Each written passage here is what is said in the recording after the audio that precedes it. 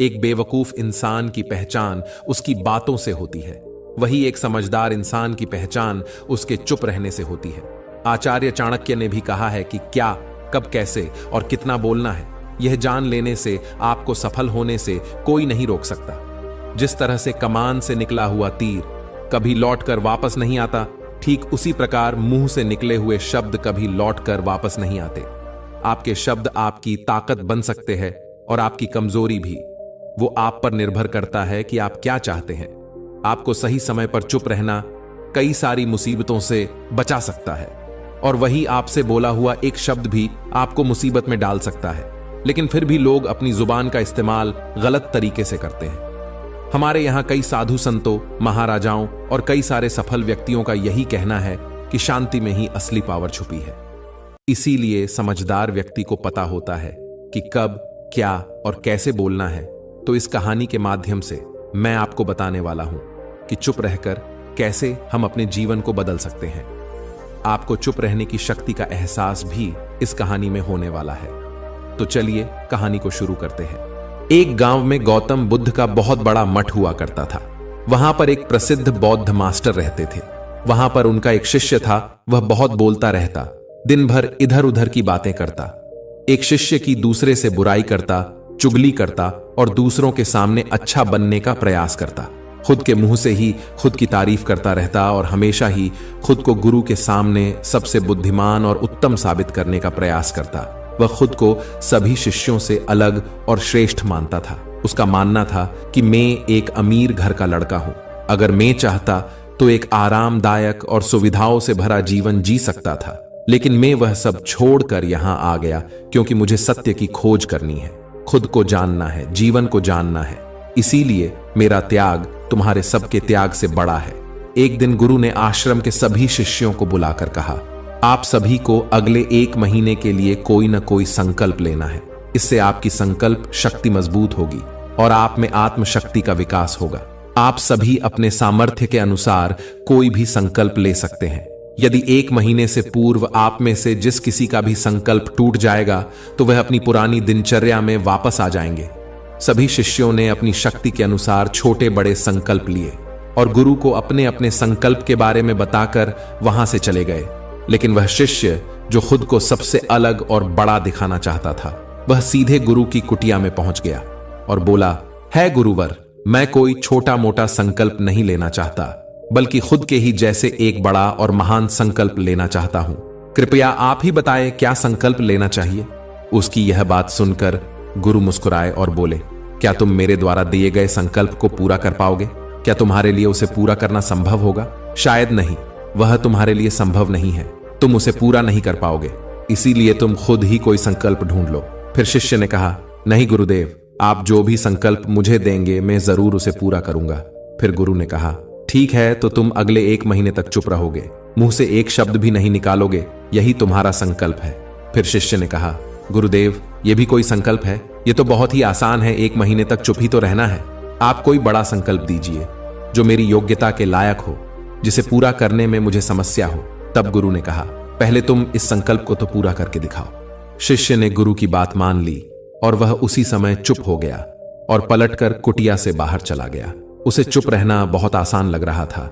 उसने एक दिन तो जैसे तैसे चुप रहकर काट लिया, लेकिन दूसरे दिन से उसके मन में ना बोलने का बोझ बढ़ने लगा।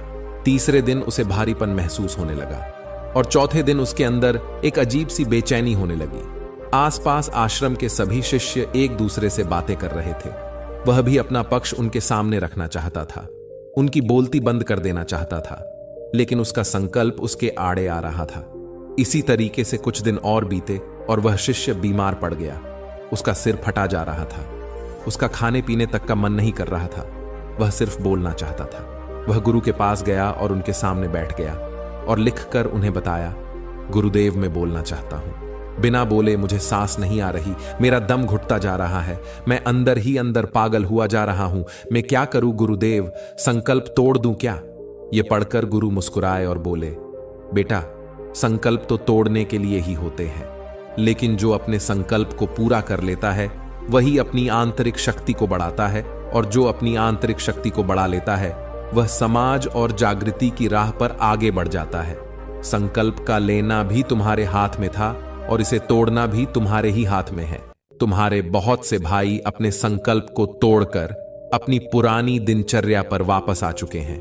अगर तुमसे नहीं हो पा रहा है तो तुम भी संकल्प तोड़कर अपनी पुरानी दिनचर्या पर वापस जा सकते हो। लेकिन याद रहे, अगर आज तुम इस छोटे से संकल्प को नहीं संभाल पा रहे हो तो तुम अपनी बाकी की पूरी जिंदगी को कैसे संभाल सकोगे? बाकी फैसला पूरी तरह से तुम्हारे हाथों में है। गुरु की यह बात उस शिष्य के दिल में चोट कर गई।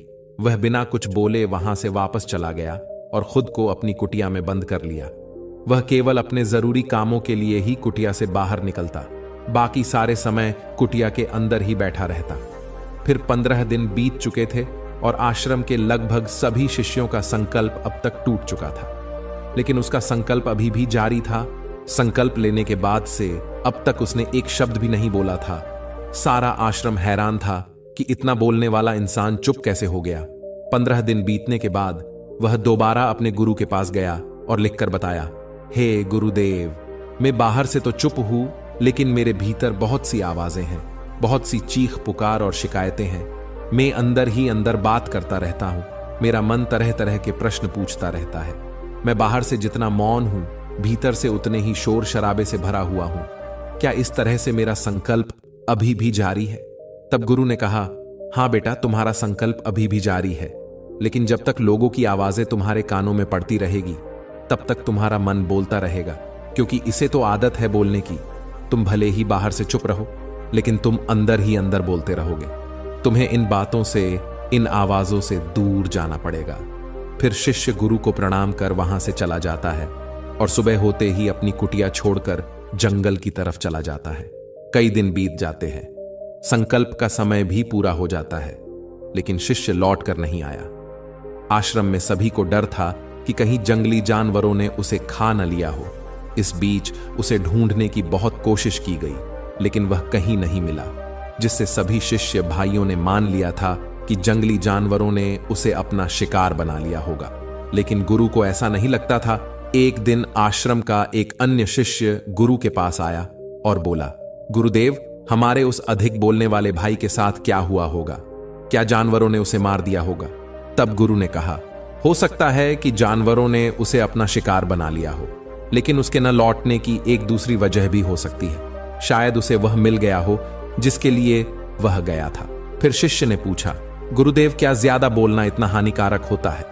फिर गुरु ने कहा, बेटा, इंसान के जीवन के बहुत सारे दुखों में से एक दुख यह भी है कि वह कभी चुप नहीं रह सकता, हमेशा कुछ ना कुछ बोलता ही रहता है। सिर्फ हमारे बोलने के कारण हमारे आधे से ज्यादा दुख पैदा होते हैं।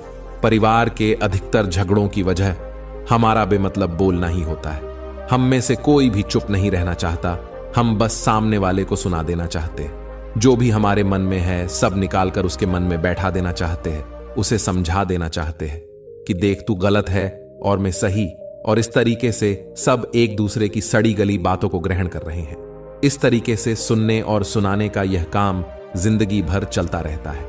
लेकिन इस नासमझी में हम अपना समय, अपना जीवन, अपनी समझ और सबसे महत्वपूर्ण व कीमती पल जो जिए जा सकते हैं, जिनको अनुभव किया जा सकता है, जिनमें आनंद को प्राप्त किया जा सकता है, ये सब खो देते हैं। लेकिन इसके बदले हमें मिलता क्या है? कुछ नहीं, सब व्यर्थ और बर्बाद हो जाता है। इस पागलपन में हमने क्या खो दिया, इसका एहसास केवल कुछ ही लोगों को हो पाता है। बाकी लोग जैसे उन्हें अपने आने का पता नहीं, वैसे ही उन्हें अपने जाने का भी पता नहीं चल पाता है। शिष्य ने कहा, तो फिर इसका समाधान क्या है? तब गुरु ने कहा, पूरी जागरूकता के साथ अपने विचारों को देखना यही एकमात्र तरीका है। सारी मानसिक समस्याओं का वर्तमान में रहकर चिंतन करना, पूरी जागरूकता के साथ अपना काम करना जिंदगी में चमत्कारिक बदलाव ला देता है। उसके बाद वह शिष्य गुरु से अपने प्रश्नों का उत्तर पाकर उनको प्रणाम करके वहां से चला गया। उस शिष्य को आश्रम छोड़कर गए हुए करीब 3 महीने का समय बीत चुका था, लेकिन उसकी कोई खबर न थी।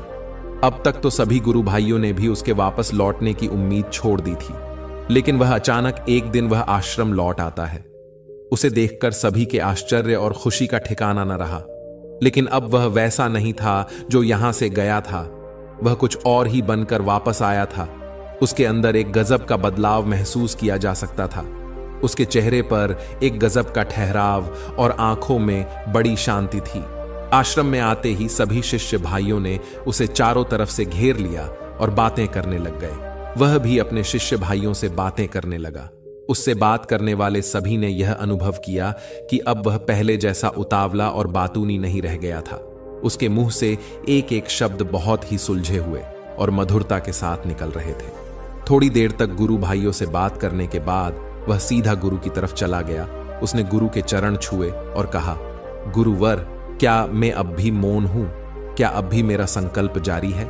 गुरु ने कुछ देर तक शिष्य की आंखों में बड़े ध्यान से देखा और कहा, हाँ बेटा, तुम अब भी मौन हो। तुम्हारे मुंह से एक भी शब्द निकल नहीं रहा है और तुम्हारा संकल्प अभी भी जारी है। फिर शिष्य ने कहा, गुरुदेव, जब मैं आश्रम से गया तो मैं मुंह से तो चुप था, लेकिन मेरे अंदर बहुत सी आवाजें थीं। मन में बहुत से प्रश्न थे और वह बंद नहीं हो रहे थे। तो मैं जंगल में चला गया इस उम्मीद से कि वहां मुझे शांति मिलेगी और मेरे मन की बकबक कम हो जाएगी। लेकिन मैं जितना एकांत में जाता गया, मेरे अंदर की आवाज उतनी ही तेज होती गई। मेरे भीतर की पुरानी से पुरानी आवाज मुझे सुनाई देने लगी। तब जाकर मैंने महसूस किया कि मैं कितना गलत कर रहा था। जब मैं अपने परिवार वालों, दोस्तों को और शिष्य भाइयों को बुरा भला कहता था तो उस समय मुझे लगता था कि मैं सही कह रहा हूं। जब मैं गुरु भाइयों की एक दूसरे से चुगली करता था और उनका मजाक बनाता, तब भी मुझे यही लगता था कि मैं उनसे बेहतर हूं और मैं सही कर रहा हूं।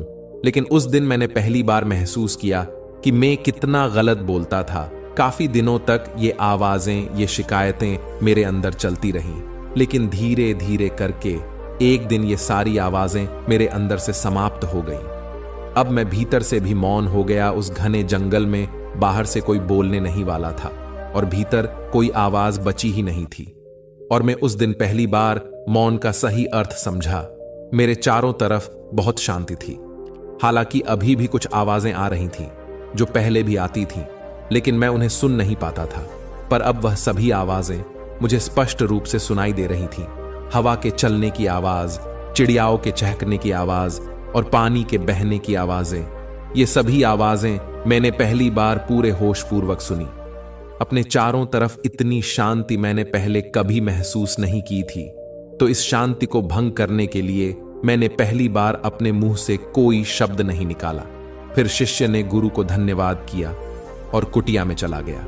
दोस्तों, आपने इस कहानी से क्या सीखा? हमें नीचे कमेंट बॉक्स में कमेंट करके जरूर बताएं। धन्यवाद।